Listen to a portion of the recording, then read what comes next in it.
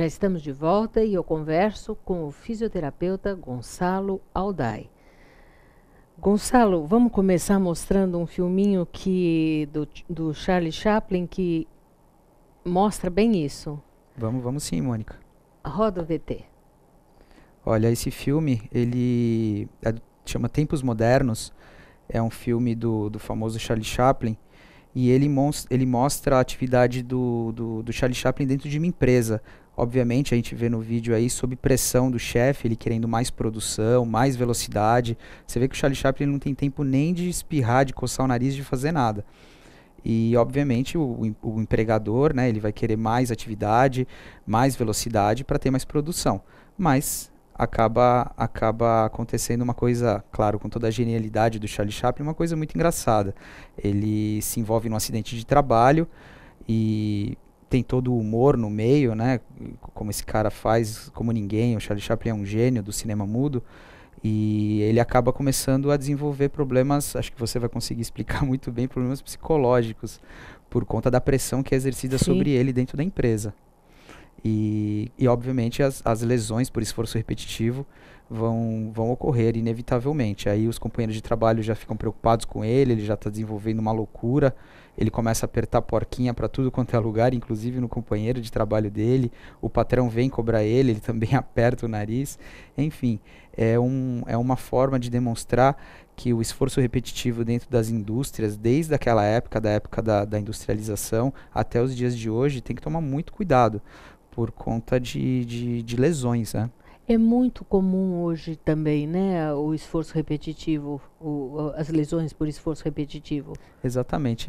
Eu consigo enxergar o mercado como uma bola de neve, né? Por conta da crise, muitos empresários têm que diminuir o quadro de funcionários e não perder a produção. Então, os que acabam ficando no emprego, obviamente, ficam mais felizes por estarem empregados, mas ficam mais sobrecarregados. E, inevitavelmente, as lesões aparecem. Depende de cada atividade profissional. Como falamos no outro bloco, os digitadores que sofrem com lesões de esforço repetitivo no cotovelo, mas temos outras profissões. Sim, eu estava pensando também nos dentistas, nos fisioterapeutas, Sim. nos personal trainers que às vezes mesmo fazer alongamento, tudo isso, são profissões difíceis. Os massoterapeutas. Exatamente, são atividades manuais e muito extenuantes. Por exemplo, fisioterapeuta, eu falo em causa própria, eu trabalho com a parte de ortopedia, a parte esportiva, então de vez em quando aparecem uns atletas muito robustos, precisamos fazer algumas solturas, alguns procedimentos manuais em coxa, em braço, e são muito musculosos, então exigem um trabalho manual muito forte. Além das posturas, quando a gente atende em maca, as posturas rotacionais de coluna que os fisioterapeutas têm. Os dentistas também têm isso. Por exemplo, costureiras com bico de papagaio. Sim, também, sim. né, em função de ficar sempre naquela postura. A costureira é um belo exemplo dos dois temas que nós abordamos. Tanto a postura sentada e curvada à frente para poder enxergar os mínimos detalhes que ela tem que fazer, os pontos, os traços, como esforço repetitivo, caímos de novo no punho, também afeta o cotovelo dela. Agora, veja bem, toda profissão vai ter realmente as lesões inerentes a ela. Agora, o que fazer, né, para você, ao mesmo tempo, né, preservar a sua saúde e poder trabalhar? Primeiro temos que identificar o problema. Temos algumas profissões que têm umas propensões maiores do que outras. Não é regra. Cada corpo é de um jeito e cada profissão também é de um jeito.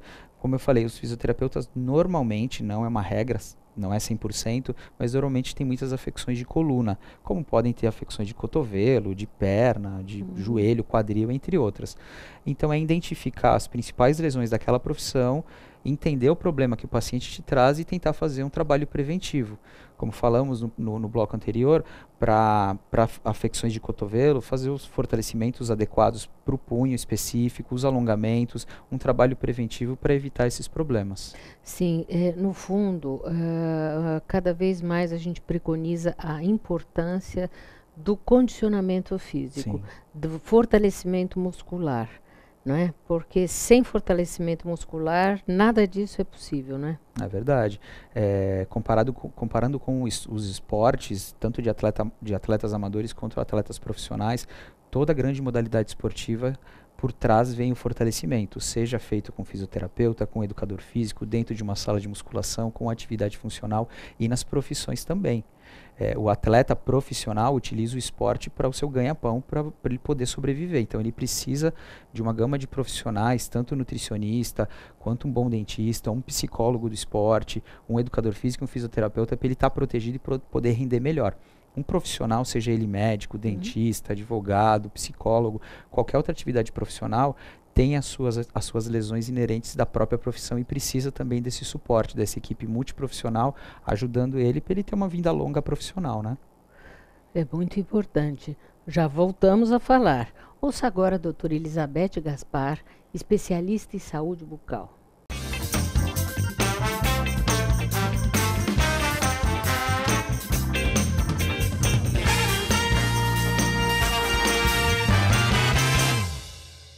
Olá, Mônica, hoje eu vou falar a respeito de fluorose. Fluorose são manchas geralmente esbranquiçadas na fase inicial. Numa fase mais grave, ela é até acastanhada.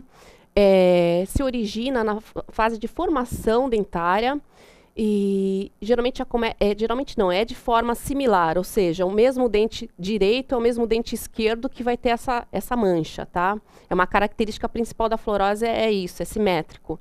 E ela se dá por quê? Por injeção em excesso de flúor no período de formação do dente. Onde a gente tem água de abastecimento fluoretada, que nem na nossa região, e essa água de abastecimento fluoretada, que a gente já consome esse flúor, associada com outros tipos de flúor que são ingeridos, pode acarretar fluorose. Como, por exemplo, algumas vitaminas, complexo vitamínico, receitado pelo pediatra, que contém flúor. Crianças que ainda não sabem, não sabem fazer bochecho, usando pasta de dente fluoretada, engolir essa pasta de dente fluoretada, vai ocasionar a fluorose. E, geralmente, o tratamento para a fluorose, se ela é leve, a própria saliva disfarça.